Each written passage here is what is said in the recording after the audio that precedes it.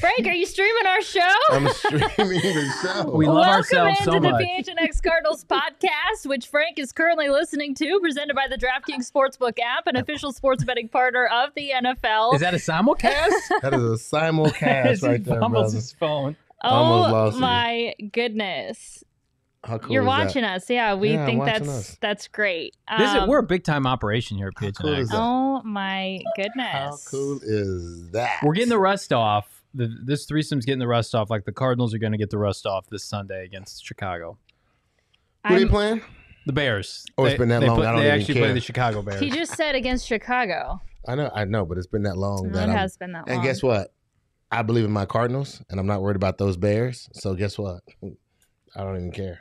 I feel like I'm on another bye week, preparing for another dub, another win. Another dub. Yeah, another dub. We keep stacking dubs here. Seems like that's what we do well. We've taken over the show. I'm sorry, Chierstin. I don't even know what happened here. I don't even know if I finished my intro. No, you gotta do it. Hey, my I name think is you guys Chierstin just completely Susel. took it over. Well, we had a meeting go late, and then we were trying to fire off some last-minute tweets. Trying to fire off some tweets here. Join us live now! ! Hell yeah. Tweet. There we go. Now the tweet's out. So now we won't get yelled at. We might get yelled at for this portion of the show. We're not gonna get yelled at for that because that will look like it got off on time. Welcome to the PHNX Cardinal podcast. This is the last. If I didn't, I'm not sure how much of the intro that I got through, but again, we are presented by the DraftKings Sportsbook app, an official sports betting partner of the NFL. New customers can download the DraftKings Sportsbook app, use the code PHNX, bet $1 at any team to score in a football game, and you can win $100 in free bets. It's that simple. Okay, we have covered in a very awkward way, covered all of our bases to start the show. Yes. Okay, so now we're going to get into it. Yes. Frank, you were not here yesterday when we discussed all of the rumors about Cliff and Oklahoma potentially having some conversations about a head coaching vacancy, what Cliff had to say in response, which he did not completely shut it out and shut it down. And but you weren't here to give your thoughts on it. So we're going to give you the stage here if you want to share with Johnny and I what your thoughts are. I walked in today and I told Johnny, I am absolutely 100% nervous. Stop it. I am nervous. This is the most nervous day I've had in a long time. Like I literally sat waiting for a notation that said someone has offered Cliff $12 million a year, and he decided to say, screw the Bears, I'm not going this week because I like the money. Frank, you're not actually I'm 100% still nervous. That. I'm nervous. I'm this week Do you feels need to talk to somebody? I Because need that to. should not I'm trying to talk to make you Hennessy, but they're nervous. not talking back. So but my challenge is right now, I am nervous. Like, it's too much money on the table. It's a lot of money on the table. There's so much money on the table. Look how much. I have a lot of respect for Frank the Sanders. buyouts. Don't be this way. Don't be this way, bro. Like, But watch this here. I'm still going to get the K2 tattoo. I owe the man that. I owe everyone that has chimed in to us, that has he's subscribed to not the leaving. program. What are we talking about? He's And not leaving Arizona. Johnny, has he said no? He will say no. No, he will, and he has not. So therefore, he has not said no. You know how many coaches sit and say, the first thing he said was, watch the lies. I didn't have my cell phone all day. I was in the media room. Bullshit. Number two. Movie room. I'm not focused on, those things. I'm just focused on the Bears. Another bullshit. And so therefore. And then he had the audacity to say that they're a really good football team. The And I'm like, audacity really? to lie to us about the Bears About the Bears being a good football. I mean, so seriously. So you go to 3 lies in a row. 1, 2, 3. 3 strikes. You're out, bro. But there's so much I didn't tell money. You this. There's so much moolah. I couldn't tell you this yesterday, One Chierstin. foul wow. There's one foul wow reasons People why were in my he DMs should stay. over Sunday and stay. Monday asking me, multiple people, if Frank Sanders has sources within the organization. He does. And I was just it was so deflating because we sat here a week ago almost to the day and Frank started just bullshitting about Cliff Kingsbury not returning. And then this story comes out, the ultimate shot in the dark. lucky hit by this man. Lucky hit. Based off of I'm not a pro at goddamn what we thing. do. And now people are like, Frank's got legitimate sources, man. You may want to listen to him. Boy. Oh, I had a text from another media member saying, "What's Frank smoking?" It makes me physically ill because I knew that this was coming. What is Frank smoking? So okay, watch. So just I said this statement when we were talking last week, and I said it's one thing: winning breeds wanting, and he is wanted. Like, he hasn't done enough here to be like, I have my roots here and my family here. Dude's in a single house, sitting in paradise, and it's amazing. But $11 million speak far greater than any conversation we're having. The greatest so-called NCAA coach right now is Nick Saban. He left after winning a championship, went to the Dolphins, and then turned back around and went back to college because the money and the situation was so much better. I'm not saying that Cliff's leaving. I'm just saying for Frank Sanders, this is me.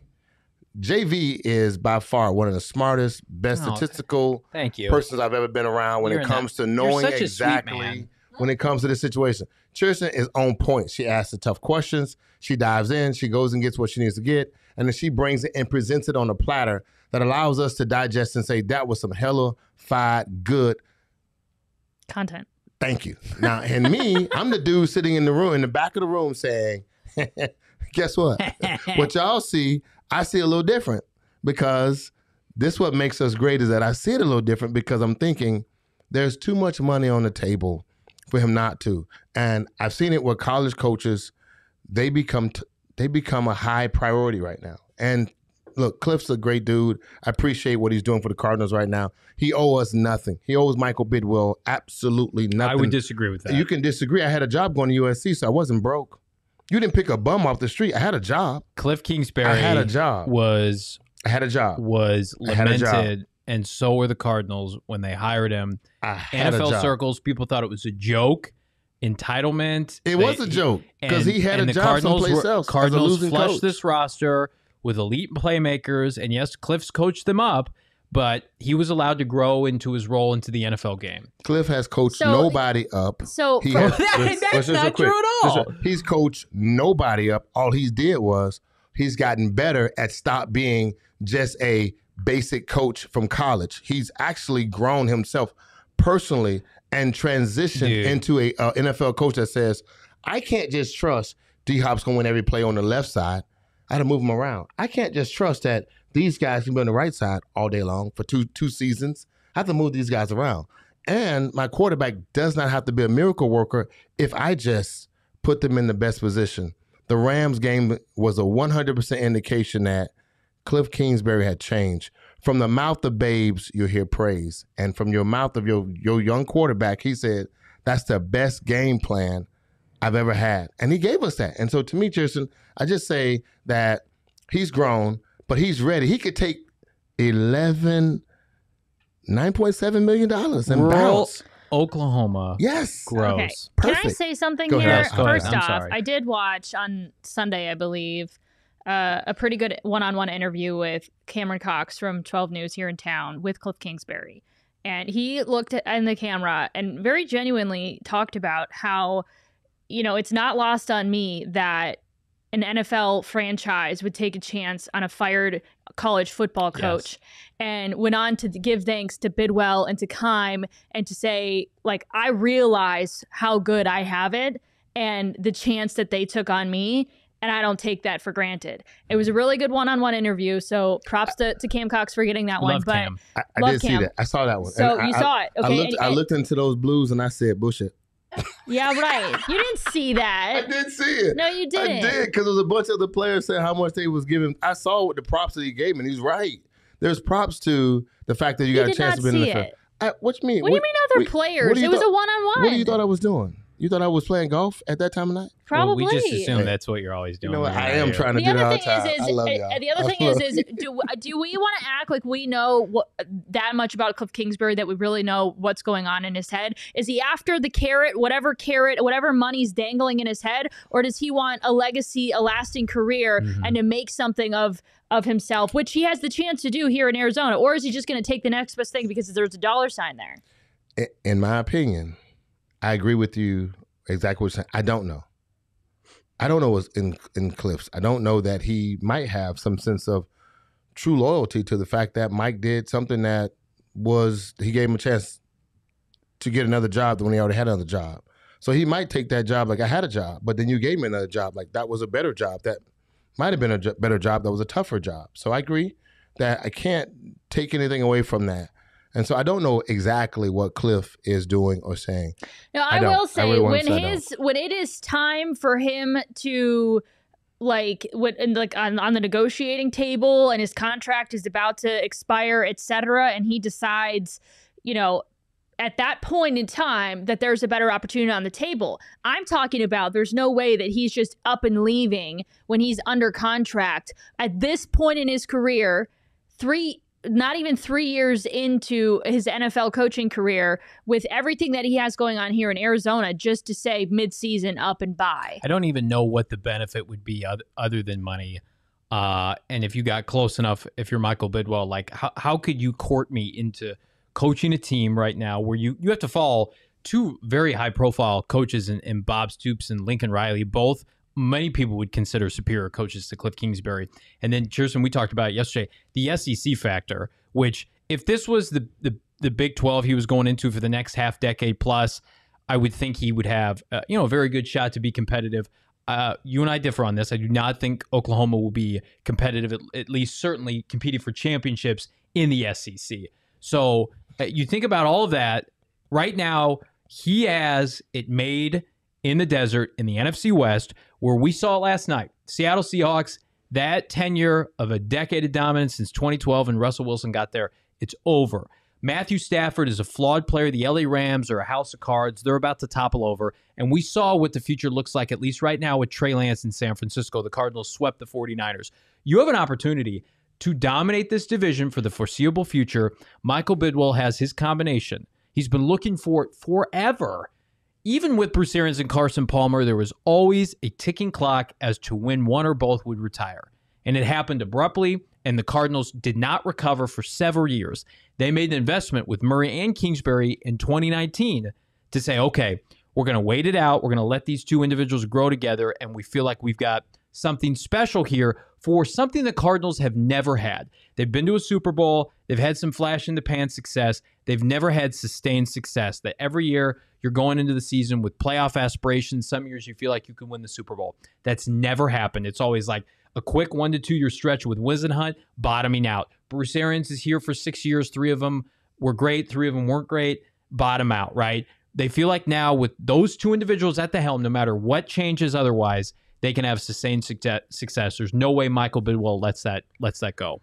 No chance. I agree. I like everything that you just presented. I do, and those are optimistic points you just made, and very good. But if you can't reach the conversation of what somebody else is offering me, then that's the table. And we don't even know what they would offer, though. And that's so. I mean, Frank's saying $12 million. I don't even know. Did you hear something about the $12 million offer? I feel like if you're going to get me from the NFL, you're not going to get me. I will not accept anything less than. You can't. I said between 9 and actually I said between 11 and 15 million is what he honestly going back to college, giving up a 9-2 situation to come back to. If I was going, any college coach making $15 million a year right now? I don't think so. Saban, he makes 12. Probably would be the only one. Saban makes 12.2 with a bunch of bonuses and guarantees that the NFL coaches you could argue are underpaid. They're way underpaid. He's going to be a top 10 paid NFL coach after this season. He will denounce all of this when he signs his extension. He has no benefit to do it now, and I don't blame him. I put this in my article, gophnx.com, about Cliff Kingsbury today. The Cardinals are valued at roughly $2.6 billion, which is bottom of the NFL. And the only way to get that... That's the bottom? Yep. They're like 27th right now in the NFL. Totally. The only way you get that number up is if you invest. You got to spend money to make money. You cannot nickel and dime coaches, and I think Michael Bidwell understands that. You feel like you finally got something now, and this was always my point with Cliff when they pursued him. They pursued him. I know his interview, he's saying all the right things.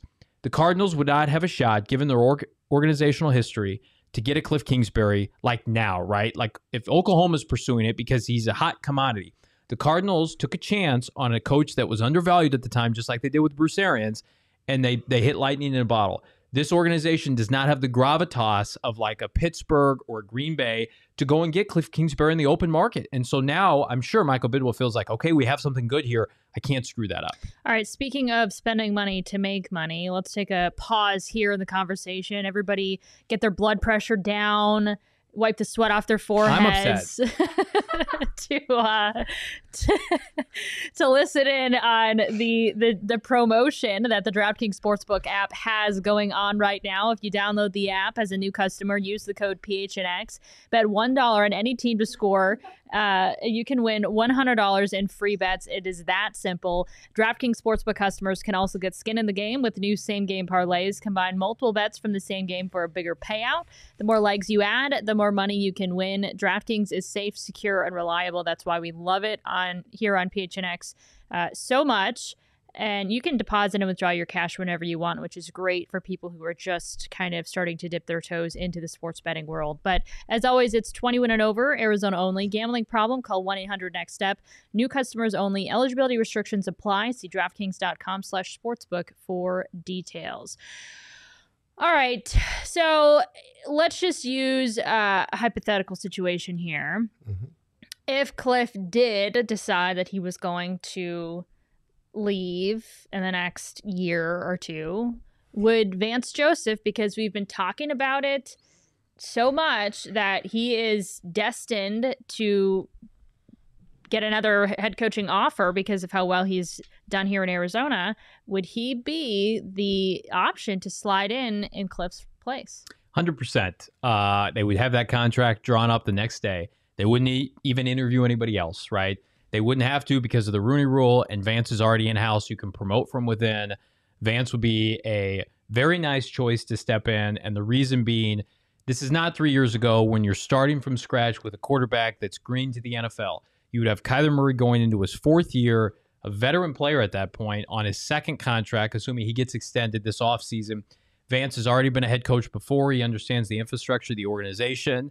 My question would be, who would run the offense? You could figure that out. Maybe you promote from within. Maybe you award Sean Kugler that title and promote him from offensive line coach. But yeah, it's a no-brainer. You would hire Vance Joseph to stick around. You would know your defense was in good shape regardless.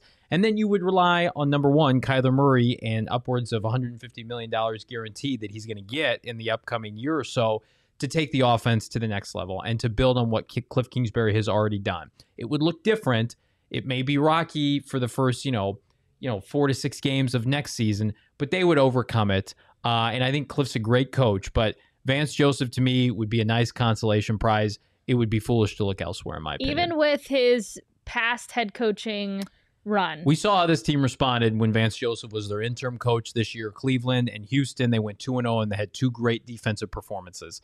I think but the offense, though, was still Cliff Kingsbury's offense. Well, installed by him. But Vance Joseph didn't have Kyler Murray when he was in Denver, right? A lot of people think, and our friends at DMVR can kind of confirm this, that while they're not super high on Vance Joseph, he was kind of set up to fail there. They wanted to continue a lot of what went on. That's what he believes. Right, yes. He said that with the Peyton Manning era, and they couldn't get over that. He was in a tough spot. I think that it would go much better. With the way this division is, I can't emphasize this enough. You can't break up the band because you've got something going and you have to take advantage. And again, at the end of the day, like if you have Kyler Murray here and you believe he's a franchise quarterback, he should be able to carry a lot of the workload offensively. He's not going to put together the game plan, but you can promote a couple assistants, make somebody the co-offensive coordinator, the head of the passing offense or whatever it is. But Vance Joseph, to me, I couldn't imagine, because here's the problem. If you don't promote Vance, he's gone. He's going to leave. He's not going to stick around if he gets passed up and you go and you hire like a Doug Peterson, for instance, to take over for Cliff. It's the same thing that happened once upon a time when the Cardinals hired Bruce Arians and they had a defensive coordinator before Bowles. Name escapes me, was a tremendous coach, was the Pittsburgh Steelers defensive back coach with Ken Wisenhunt. Wisenhunt gets fired. He wants to stick around. They jet set it to him out of town, so it's hard to keep carryovers from prior regimes. Your memory is a little better than mine. Not Ray Al Holcomb. It was Ray something. I'm going to look it up. You guys continue. Go for it. If Cliff decides to bolt And I would say that we probably will sign from in just from a 1-year standpoint. I don't think we'll keep Vance Joseph for long term. I don't think Mike. That's where Mike really wants this to be. I don't think he wants this to be a defensive minded team. I think he wants to be more of an offensively minded team. I think that's what Steve Keim wants. Ray Horn. Well, he wants to be more of an offensive minded coach. So or a team led by that. With the talent that he has, that's on offense right now, and the money that he has invested in the offensive side. I think he probably will go outside and find somebody else that would probably come in and can add to the talent, because the system that Cliff has created is something that has taken him time to adjust to in the NFL, as well as the players. But in regards to getting a new coach that will come in from some other team, I don't think that'd be hard to do, because I think any coach that realizes he can be the head coach here with a Kyler Murray, having a DeAndre Hopkins, possibly having a J.J. Watt, contractually signing and re-signing maybe Chandler Jones as well as a Marcus Golden, you're in a good spot. You got young defensive backs.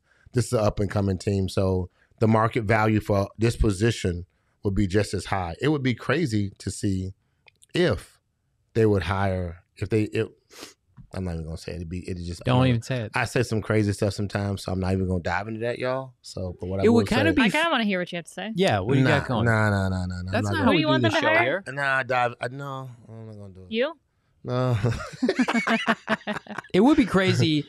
Pete Carroll, defensive coach, Russell Wilson, they had their sustained success for Vance and Kyler then to carry the baton for the next 5 to 10 years. I'm not saying I want that to happen, but it would be kind of fitting. Russell and Kyler always compared.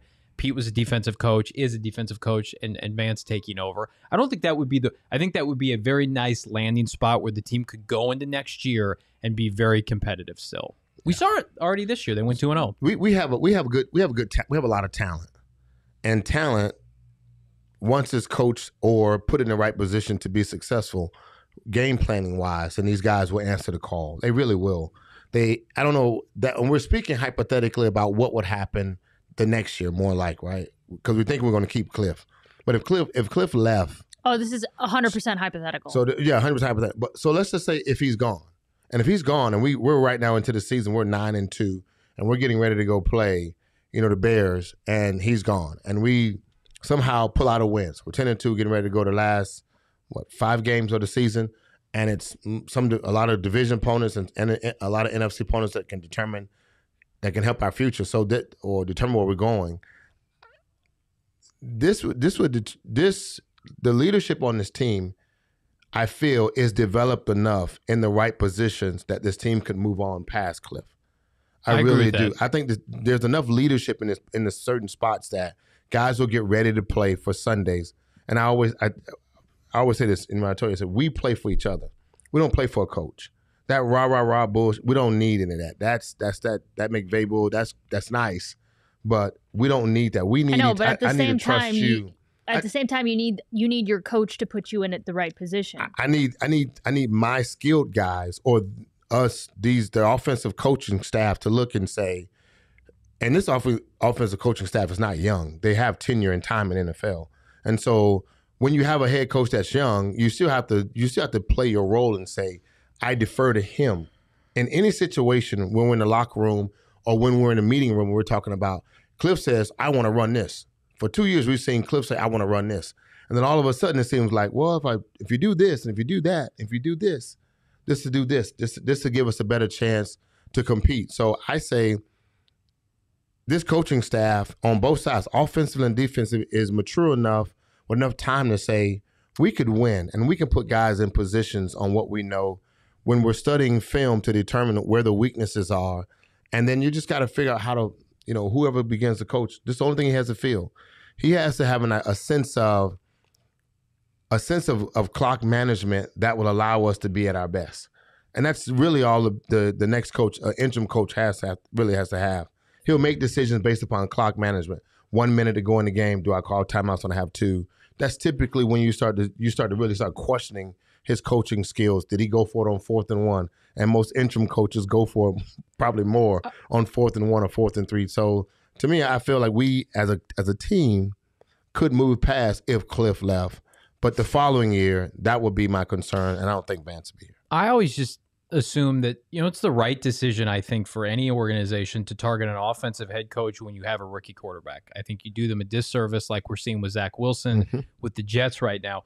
Cliff, we talked about this coming into the season.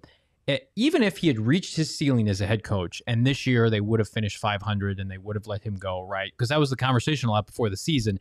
Has he taken this team as far as they could go? He still helped. I know Frank disagrees. I think he helped get Kyler Murray ready for the pro game and got him up to speed. And that's better than him completely, falling on his face. And I know the players have a lot to do with that, but you have to be set up for success. I think now, if you were to migrate to a defensive coach this late in his career, like we saw with like Mike Tomlin and Big Ben Roethlisberger, you can do that with a non-offensive head coach. I think where it's critical for a young player's development is that rookie season, right? You think about right now, like Mac Jones. I know Belichick's a defensive guy, but he's got Josh McDaniels there. They're putting him in positions to be successful. And then you look at, again, like a Zach Wilson or somebody like that, where it's just chaotic and you never think it's going to be fixed. And that was part of the reason, not everything, when Josh Rosen came to the desert and Steve Wilkes is here and no one knew how to coach offense, you set him up for failure. And I'm convinced that that's part of the reason that Rosen has not panned out. Kyler Murray came here. The offense was schemed around him from day one for 3 seasons. And so he should be able to take that baton with a defensive head coach. I would not have concerns about that. If this was his rookie year, I would have major concerns, not moving forward. I think you guys said it all on that standpoint. I agree. Frank, you brought in a PHNX shirt that you can hold up for the fine folks tuning in now. Didn't want to wear it, just brought it in. Didn't want to wear it, this is what I didn't want to do. I didn't want to go black on black on black, like we do most of the time sometimes. So I didn't want to go black on black. Rocking black on black today. I know, but like we'd be like black on black on black. We do that consistently. I wear a lot of black. Some of our shirts in there. So a lot of our shirts. T-shirts are black too. Right, and so this is why I didn't want to put it on, just to offset just a little. What color would you call it? Fuchsia. What would you think? Fuchsia? Fuchsia? Thank you. So I'm rocking my fuchsia polo, and I just decided not to put this on today so it wouldn't be all blacked out. But look, the shirt is fabulous. This little thing stretches. I hope people took advantage of the many sales that we had. Yeah. I mean, because they were fantastic. I love our shirts. I wear a bunch of shirts. I get a bunch of polos from a bunch of places. But we don't sell polos. I 100% think that PHNX polos. We don't sell polos. My bad. T-shirts. I get a bunch of stuff sometimes. I do. I get a bunch. I'm just saying. I get a bunch of stuff. A lot of people talk to me about my polos. We don't sell polos. But our T-shirts are fabulous. Like the material, the way they feel, the way they fit, they're all fabulous. I was thinking in my mind. No, swear to God, I was thinking in my mind. So I was at just recently. We talked about. I was at Elevate Phoenix charity golf tournament, and Tom Lehman runs it. He's the head. He's the iconic person there. We have a bunch of great people that come to the tournament. But I met this one guy who's a vendor, and he had a wonderful T-shirt. Yeah. And in my mind, I kept thinking that it was. That's why I kept saying polo, because he gave me a T-shirt, but it was so amazing that it feels like this here. You know what I'm saying? It feels in this material. And so my mind kept drifting off like I'm wearing, because I was playing golf, but I was wearing a polo. And I thought that's why I kept. So I had a brain fart. My bad. That's okay. My brain does that too, Frank. My bad. I apologize, y'all. That's right. But our T-shirts are fire. Yep. And Johnny's T-shirt, he's rocking the Maybe We're Just Effing Better T-shirt. Looks great on you, Johnny. Hey, Is this the first time you've worn it on a show? Worn it, maybe not. Maybe our show. I've worn it on different shows. I wear it on Bets. That's a show maybe you should watch, maybe not. And then PHNX Tailgate on Sunday morning. I like to rock this. So, and maybe I think I might have worn it on the PHNX podcast too, the All Sports podcast. Okay. That looks good on you. Thanks, my man. Looks great. Yeah. So unfortunately, our rock and deals are up now, but we still have a deal for anyone that wants to become a member of the family. Sign up, support us, get access to all of our content, and then you'll get a free T-shirt. So we still have that deal going on. And we would love for you to become a part of the family if you love what we're doing. All right, guys, can the Cardinals put their bye week woes in the past? They are 0-2 after the bye in the Cliff Kingsbury era. Can they put that to rest? Cliff said that they sort of studied teams that have had success after the bye, or just successful teams in general, what they do on the bye week and how they prepare and stay ready and things like that. And so hopefully they will fix what they've had going on. And of course, last year it wasn't just a loss after the bye. They had a complete downhill trajectory after the bye to close out the season. But do you think that this is the year that's just the past? So we should be getting back a bunch of players that have not played a lot of football. Correct. And so to me, I think the idea of the week of practice to get these guys mentally and emotionally ready to play would be a sense of urgency on the coaches. As a player, you want to get out and play, but there's one thing, there's a difference that comes along when now you having to go out and perform. And knowing that we're playing the Bears, that is a hungry team trying to figure themselves out as well, I would think that the conversation that the coaches should be having is getting these guys ready, knowing that they are a really good team. Look, when I was here, we had a bunch of L's and a lot. We didn't have a lot of. I had nowhere near this talent of caliber talent that they possess now. Maybe 2 years, my entire time here with the Arizona Cardinals, that I played with the caliber of talent that we have now. 1 year I played with better talent than what we have now. Whoa. 1 year I played with better talent than we have. Frank. 1 year. Better? 1 year. Frank. 1 year. Played better talent. What year was that? You gonna look on your phone? Yes, and I'm gonna read off some names, and you're gonna have to. You gotta look on your phone. 1990 what? You gotta look on your phone. Tell me what year. 1997. 1997 Arizona Cardinals. 1997. I was born that year. Oh, hello, that's the best year ever. Hello. See? 1997. 1998, we went to the playoffs. So that team went 4-12. Yeah. Fourth place. Fifth in the NFC East. Back in 1997, Jake Plummer was the head coach. Larry Centers, the head coach, the quarterback. He was a rookie. That was an interesting head coach. Larry Centers, Rob Moore, Frank Sanders, Lomas Brown at left tackle. I'm reading the notables here.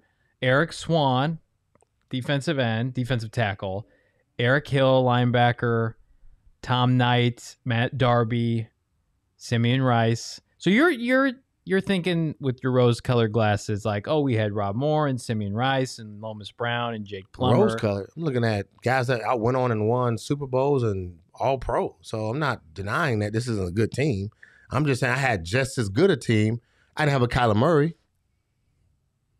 I didn't have a third-year Kyler Murray. Yeah. And so, and then I didn't have a great. I mean, in '97, I think my offensive coordinator was Jim Fossil. And then 98 was my offense coordinator was... Your defense in that year. Your offensive coordinator was Dick Jamieson in 97. 97. I didn't even know that. See? Rob was great that year. Rob Moore was great. Yeah. Mm-hmm. I mean, I'm saying we had a team that and Rob. We could have matched this team, but we just didn't. We didn't have Kyler at the time. That made a big difference in the NFC. Like, yeah, you talking about who won the championship that year? It'd have been Dallas. I'm sorry, but you cannot convince me that a 4-win team has as much talent, more talent than the 2021 Arizona Cardinals. But all right, Frank. You can just name the names and see what the players have done since then and thus then, and why they was playing when they was in the league. Like that team would have. Well, the defense alone would murder this defense. Yeah, but Frank, I'm telling you, but you got to think of this. Success right now at this point in their career on one team, not what so-and-so went on and did eventually. On our team, we had a good team. We had a bunch of guys that got, when you're losing. I believe you. I'm just saying, like, and I look at talent, I'm looking at these guys individualistically, like individual. Like, I'm going to say this guy's just as good as that guy. Rob Moore is just as good as D-Hop. Okay. I'm just as good as Christian Kirk. I can keep going down the list of the names. Offensive line with this guy, center. I can go right guard, left guard. I can do that with our team. But I'm just saying. You think you could give Christian Kirk a run for his money? Frank was a much better player. When Christian get them up, I'm saying when he get there, Christian has 1,000 yards. I'm just saying. Is that what you just said? Athletically, and Christian has a faster burst than me. I know that for a fact. He probably ran a better 40 than me. He has a faster burst than me. But outside of that, like consistently dropping balls, not Frank Sanders. third down receptions, not Frank Well, Sanders. Frank was also much more of a specimen. And I did not at have 6'2". I mean, Christian is if I undersized. had an assistant that threw the ball 90 times a game, I'd be. You kidding me? Frank's third year in the kidding NFL, me? he had 1,000 yards receiving. Kidding Christian me? Kirk's never had 1,000 Again, yards I'm receiving. not doubting it. I'm saying, Frank just made a comment. You're talking I'm just about clarifying. the NFL Is this what you're saying, Frank? 1995 wide receiver of the year. Dang, and Right Frank. here, rookie wide receiver of the In the year. 90s, where you could 95. beat up wide receivers, and Just you can't saying, do that. nah, sis, I disagree did my thing with your thing. point, but I appreciate that you're making it. I Standing forgot up where for you your were guys. originally going Look, with that. I was saying that can we overcome the bye week? Yeah. And we can because I believe our leaders are here. Can we and match the have- 97 team? Yes, we can. Well, look, we had a miss. I didn't have Kyler, bro. Like I'm saying, like Jake Plummer. I didn't have Kyler, bro. Your defense, bro. Kyler Murray is a Heisman Trophy winner. They're Jake is two not in the same This team went 2-1 without Kyler Murray. Bro, they went with a bad coach. I wait again. I'm waiting. I wait. They went with a bad coach. Is Cliff better than Vince? Then Cliff Yeah, in his third year he is because he's evolved. because Vince Like went he- to I don't Vince see went a to Vince playoffs. tattoo But anywhere he's on this. evolved. Yeah, He's great point. Cliff. I look if he hadn't took that band of merry men out. Vinny Tobin. Look, Vince Tobin was a defensive minded coach that was very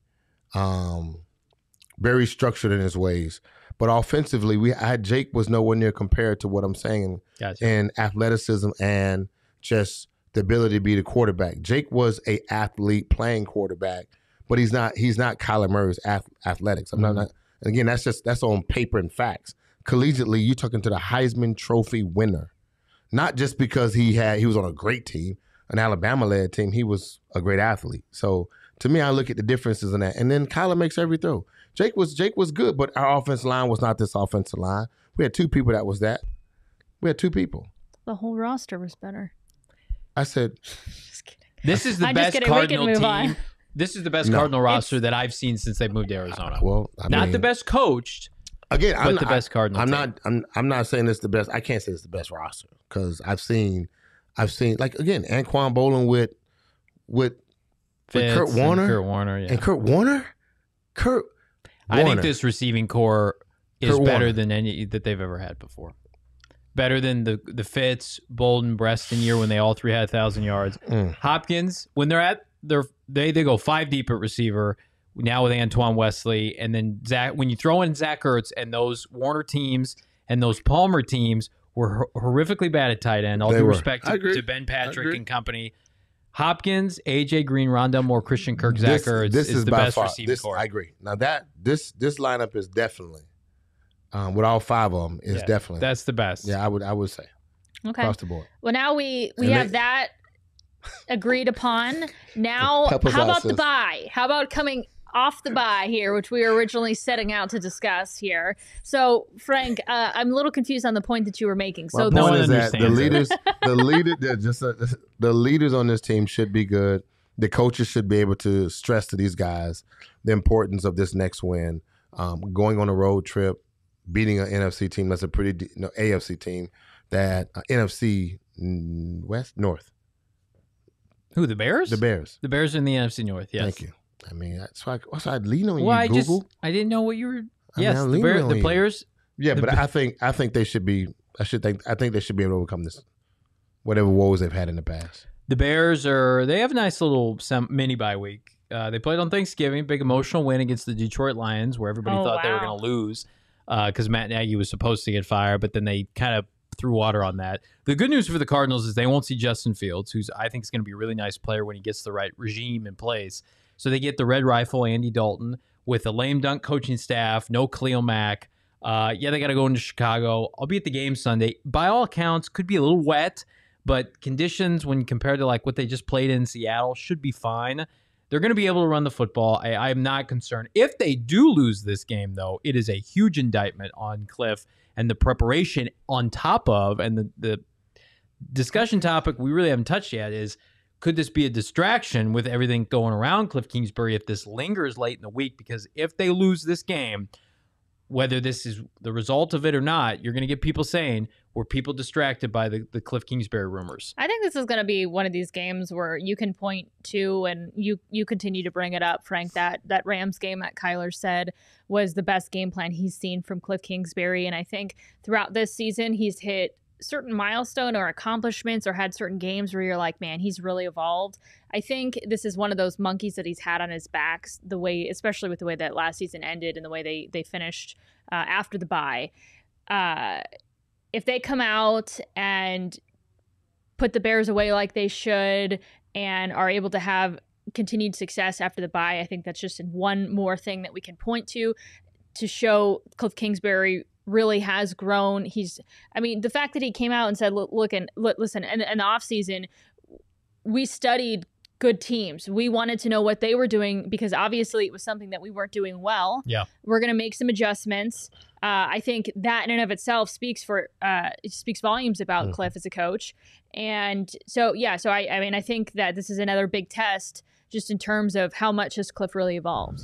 I would submit that the things that he would have evolved from was learning how to practice, how to get the guys mentally and build their energy up and their mindset ready for that one moment, getting ready for Sunday. Because you can drag on and still have memories of missing the bye week. Remember when I told you my bye week was like 2 years in a row? It's getting a way to get it in. Mm-hmm. And some of you guys have probably did that. So I agree. I think your point's absolutely valid. And this would be a great milestone once you realize that you have not passed that test of coming off a bye week and then getting a win. That would be great to see a great game plan and a great opportunity for these guys to, go out and dominate a team that, they believe they should be able to beat.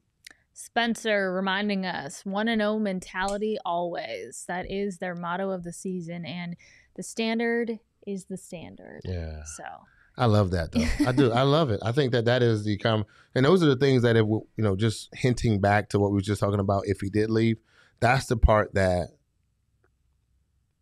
was left inside of you. Like you planted that seed all off season, and then you got into mini camps and training camps about our standard is our standard, and it's just a 1-0 mentality. Our standard is our standard, and you have to get ready for that moment, one game at a time, locking in this moment, like what they say in basketball, going into the zone like Johnny does when he's giving you guys the bets, when he's giving you guys the facts, when he's writing these great stories. When I'm beating up Frank, when I on the field and off here during the PHNX Cardinal podcast. He's zoned in and he zones out. When I'm locking him down like Dion. Oh my gosh. This is my guy right here. One day, like my tattoo is happening December 7th, so you guys be ready for that one. I'm going to post a picture and send it to you, Chierstin, first, so you'll see it. Okay. And then you can agree to it or not. And then Johnny also send it to you, so you guys can agree and say it is a valid tattoo that we've been waiting to see. We will have a tattoo artist in here on December 7th, supposed to be live. And so you should be watching this thing go down. But me first, because my opinion matters more. Absolutely. I mean, at the moment. No. Hell yeah. At this moment. Hell no. I'm going to report this. HR. Aaron, we need HR right now in here. Maybe I'll get a tattoo too, right here. You should look. Barbed This wire is a on great my bicep. This is a great style. season. This is a great season to do it. Yeah. This is a great season. Impromptu tattoo. To do it. Hell Impromptu yes. tattoo. So I think that's going to be pretty awesome. But it'd be great to see Cliff grow and this guy and this team get past this week. All right, let's move on to our final segment. But before, a reminder, if you download the DraftKings Sportsbook app, use the code PHNX, bet $1 on any team to score in a football game. You can win $100 in free bets. It is that simple. Again, just remember to use the code PHNX when you sign up. All right, last segment, winners and losers. One of my favorite segments that we do here on the PHNX Cardinals podcast. Who wants to start us out? Look at the poop up there. That's great. I'll start. Please. I'm gonna say ready. winners is 16 straight, and they're gonna smack around the Golden State Warriors tonight. As our local Phoenix Suns that are they're matching the Cardinals shot for shot. I thought the Cardinals were gonna own this fall with their quick start. I thought the Suns got their praise, rightfully so, over the course of the summer, and then they'll ease into the season. I thought that they maybe have some growing pains. Anytime you go through a season, whether it's the NFL, the NBA, and you have a lengthy postseason run for the first time, typically there's some hiccups that come with that. The Suns, apparently, they got that out of the way like a week into the season. Remember they were like 500 at like 2-2? It feels like they haven't lost since then. They've got their biggest test of the season coming up here in a little over an hour, but you're already crowning them winners. They've won winners. like 16 straight games. I think it's 16, yeah. So I thought like they would be like an average to slightly above average team, not because of the talent, but because of that, like a little bit of a hangover, and then they'd get it together like January, February, March into the playoffs, right? Like they said, screw that. We're an elite team. We're going to sustain this. So kudos to the Suns. The Cardinals, they're the talk of the NFL in a lot of ways, but the Suns, man, we had this conversation on the PHNX Tailgate show, Saul, myself, and Shane.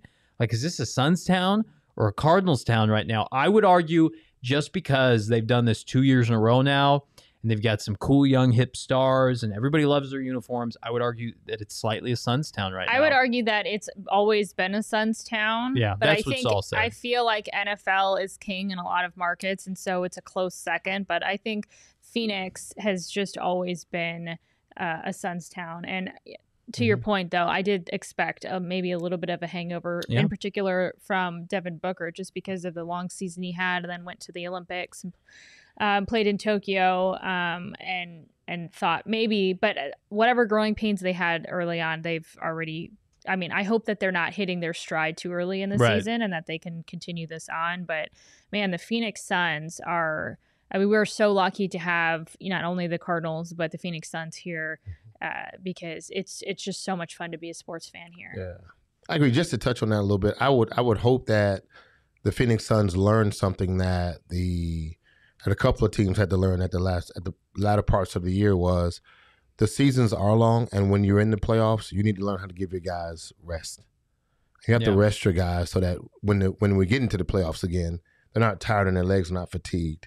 Because that was a hell of a run, and some parts of the last games. The playoff games they had, they just seemed like they was a little fatigued, and they were missing shots that they normally would make. So I hope that they do get a chance that they learn from that, and then see that they need to be able to rest these guys and don't worry about what is that thing they call that they was doing with that the NBA players get when they get the rest. It's something they call. It's a term they use that they get to take. It's almost like it's an odd term. Yeah, it's a term that the NBA players use when they're not playing that day. But it's like they're load management. Yes, there you go. Load. So I hope they learn that with these guys. Even maybe though they're make young. a deadline move so you can get some supplemental help. I'm not gonna pretend like I know basketball. Maybe don't. Thanks, Blaze. But I've tried to get on the Sun Show, and they're just like shuffle me off. Like no. Lindsay and Gerald are like, get the fuck out of here. What are you doing? So yeah, they need that. So back to where we were at, winners and losers. You got a winner? Because you didn't come prepared, did you? No. I have it's like a double-edged sword. This is like a weekly thing. I have a it's a double-edged sword. All right, so it's a winner and a loser. Okay. It's a double-edged sword. So I'll say my winner. Please and thank you. Okay. My winner, and I'll need some assistance from our producer, who's currently on her phone, is James Conner, because he was asked today about whether or not, because he's on a 1-year deal, whether or not he wants to stay here in Arizona, and he gave an award-winning response.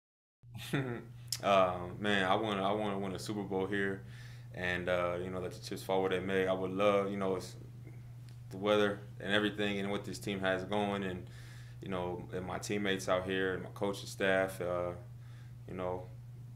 I don't see why not. Why I wouldn't want to be here. We got all the resources and everything we need to be successful. So we're gonna take it 1 week at a time first. We got a big game in Chicago coming up, but after the season, I got a lot of love for the Cardinals. So we'll see what happens. Lots of fans on the Twitterverse sphere, Twitter machine. That tweet was popping. They love to hear that he wants to win a Super Bowl here. Yeah, but the same thing Cliff would love to do. I would love to win a Super Bowl with Arizona Cardinals. If you're on a 1-year deal, I would love to win a Super Bowl with this team, and all the chips are here and all that stuff. But all the pieces are here. But show me the money. Spot Tracks has his projected contract in this offseason, 2 years, $4 million. I think the Cardinals will happily pay that. Chase Edmonds, by the way, 3 years, $15 million. He will not take less. That contract he will not take. He's not going to take touchdowns that contract. are a little overrated. He's not going to take that contract. I am also going to say that I would like to say that I'm reading James Conner's book right now. I'm listening to the audio that book. That counts. But it's like not reading. It's not quite the same. It's not as smart, I feel like. But I couldn't tell you the last legitimate book I read. Well, you're still getting out of it what what it is that you need to grab out I of agree. it. I And you're agree. spending And I time don't with have that the person. attention span to sit there and just look at words. I listen to audiobooks because I can do other things and still listen. So anyway, but I'm listening to it. I'm learning a lot about James Conner. Yeah. He's like an incredible human being. I know we know everybody kind of knows who he is and, you know, his cancer battle and things like that. But man, like it's so great. I mean, I love the fact that he wrote a book because his life was just, you know, I learned that he and I share a love for Applebee's boneless wings through that book. What? Yeah. Yeah. What? I unfortunately already knew this, and Yeah. you shared this with me. And What? but that's just like one of the few fun facts, and also just listening to his perspective on life and whatever. I highly recommend it, audiobook or in written form. But James Conner is awesome, and the Cardinals are so lucky to have him. Obviously, I don't think anybody expected him to have the year that he's had here in Arizona on the field, but getting to see him in action and then also, you know, just getting to know more about him. I love James Conner, and I hope he sticks around. Loto Capone with the clutch Terminator reference. Jay Conner was sent from the future to save us, that being John Connor from the Terminator franchise. Hell yes, Loto Capone. Crap, Not going to get that one. it's over my head. It's an American classic. That's a- Check it that out. Johnny is- appreciates it. I do. Hell and, yeah. and all the other people. What was the movie? Terminator. Everybody who knows anything about the Terminator, I'm sure, really appreciates that. Yeah, that's pretty tight. We'd go into a long, lengthy That's tight. summary, but for the sake of time, I will not. LTC, that's long. That's pretty tight. Blaze Pretty says, good. "I don't know American football, but the Cardinals are now my official team." All Okay, right, that's what's up. I'm from OZ, but I'm down with AZ. is that like Oz, like the Wizard Wizard of of Oz? Oz, maybe? Is this the Scarecrow Man in the comments? Is that a place or is this a joke? I'm thinking he's maybe talking about Australian football. What's Aussie. Oz? Oh, I'm an Aussie. okay. Yeah. Well, thank you. We hope that the Cardinals are now your official team, and we are your official Cardinals podcast. Hell here yeah, Yes. at Blaze. PHNX. Blaze Megatron. Welcome. Australia. Thank you, Blaze. Hey, Blaze. Australia. Yeah, good job, Blaze. Aaron. Blaze, we love you. Go buy a t-shirt, my man. Sign up to become a member. So, All right, Frank, what's your little dual bullshit here? all right, my dual bull shenanigans is that I said this is a double-edged sword between our winners and losers, and my winner is Cliff Kingsbury. 100% Cliff's It's my the winner. bye week. Cliff's my winner. He's my winner because even in the bye week, somebody wants you so bad that they're willing to you and put a post out there threatening your team and offering you that gives you the potential to go and get tons of money winner from is someplace else. Eric Burkhardt, He's his agent. winning. Yeah. But he's winning. He's my winner because I think in that position, to be in that position is awesome. To be a free agent, to realize you can be a free agent as a coach while you're in your craft and realize the money you're making can be doubled and tripled in a matter of the stroke of the pen. And all you got to do is say, I'm going to the grasses that I wanted to go to. I want to go back. I feel like I've learned so much here, and do the BS conversation. And again, that's why I say he's my winner, because he's a free agent right now and he can double his money. He's not a free agent. He's under contract. He's a free 2 more agent. years. Sometimes Frank Look, just coaches throws words out. coaches are free I don't agents. think that word means Every what you coach- think it means. Look, every coach is a free agent. Every coach is a free agent. Sure. I'm hired to get fired. If I don't win, you're gonna fire me. That's the bottom line. It's about results, and I'm winning right now, and I'm wanted. And I've just stated that earlier. So again, he's my winner because I know what to be on that market, and to have them talking about him is special, and to have Mike feel like he has to pull the trigger. Daddy Warbucks has to start to sign a check. He has to make a decision right now, and that's why I think Cliff's in a great spot. Everyone says, "Don't say no."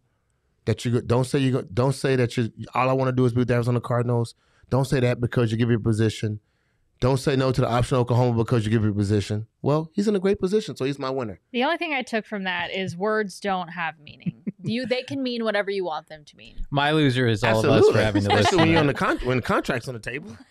Absolutely. My loser is all of us for having had to listen to that. I can't believe you would say that. Like, I'm just kidding. I can't believe you said that thinking like let me tell you, let's do this here. I'm just gonna watch this here. I think the camera's If gonna die. another when I say this, y'all don't want to you don't have to answer this, but you will answer in the most political way. JV and Chierstin, somebody comes up and says, I know you're at PHNX, but we're willing to offer you a $7 million contract to come do something in Georgia in a small town for $7 million a year. You're going to tell me you're going to sit here and entertain the fact that you got a contract with Saul?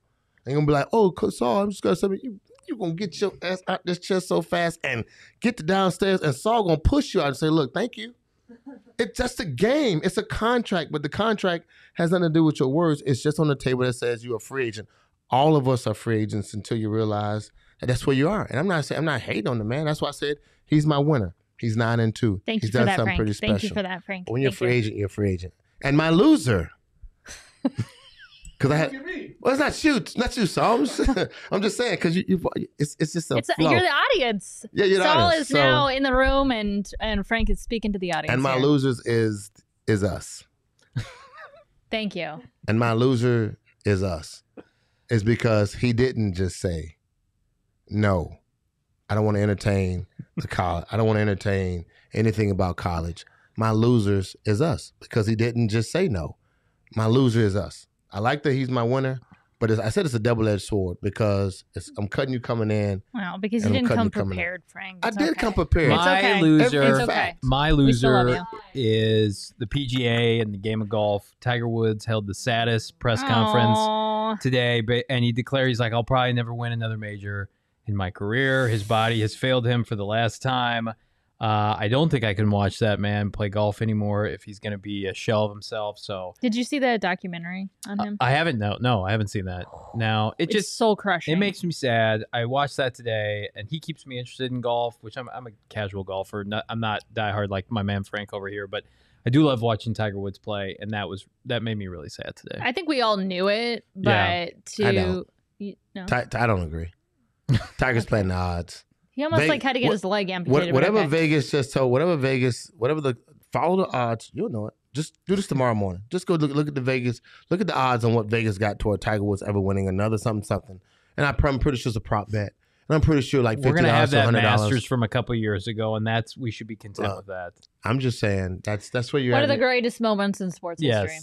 That's and it. moments Thank you, Tiger. of a champion is to be. They're supposed to be broken. It's over, Frank. It's not over. It's Tiger. He's Tiger Woods. This time it's really over. He was over on 82. He was over on 83. No, you think he's back? No. See? No, Tell him, you Saul. can't. Yes. Let it go, gentlemen. Look, the shell, all it takes is, it just takes 1 week. It takes 4 days of golf. They told me he never won before, and he won 82. They told me he never won, and he won 83. His back is all screwed up. His knee, his body. Okay, you can't possibly. They said the same thing about Michigan, Ohio State. Look who won. They said the same thing about the miracle on the ice. That's not at all similar. It's the same thing. Chierstin, who's your loser? Check the facts, man. All I say is, you know what? Michigan's back was all sorts of fricked up. Look, he got bro. his knees. This will get y'all. I've lost so much in NFL. I played 9 seasons. And Jacob, I will not pursue Cliff's pad. Winning seasons. Mainly I know it's like to be a loser and an underdog. I know. Jacob's asking me if I'm going to move into Cliff's place. I think you could start maybe a GoFundMe if his place goes on the market, and we could see what we could put together. We can make it the new PHNX house. I've driven by his house before. I think Elon said that earlier that he's moving in. It is one of the most impressive homes, and you will not find it in Norman, Oklahoma. I don't care how much money he could get from that university. Norman, Oklahoma, they'll say, "I'll buy your house in Phoenix, pay you Paradise Valley $500,000 more than what you're paying for that, and then when you come to Norman, we'll give you." Nobody in Arizona is going to Norman. Okay. No one. Never. No one. Not you. Not me. Flights. Not Johnny. We not dog on Aaron. Maricopa. Maricopa is like the Ritz fucking Carlton compared to anything in Oklahoma. Love my little town with our Culvers and our Arby's. It's way better than anything Norman's got going on. All right, my loser. Let's wrap this thing up. My loser, the Panthers. They are done with their head coach, done with the Matt Rule experiment, and Christian McCaffrey is done for the season. And so they had their fun. I think they peaked against the Cardinals, and it's downhill for them. So you guys foresaw that on our show before it happened. Like, oh man, if this is the big Cam emotional comeback, and then that happened, and then the next week Frank's talking about Cliff's leaving, and then the report came out. So what kind of bullshit are you guys going to spew later this week that will come to fruition? That's what I want to know. Well, You Frank, have to wait and see. we've got some superpowers, Yeah. clearly. Clearly, So. we'll have to wait and see. But I like that, loser. This is, again, I said at the beginning of the program, this is a very stressful week for me. I'm still not sold on the fact that he's here until he's signed. Until Michael Bidwell agrees to sign him, I'm not sold. Until he gets another check from Mike, I'm not sold. I'm not sold. I don't think Cliff wants a midseason extension.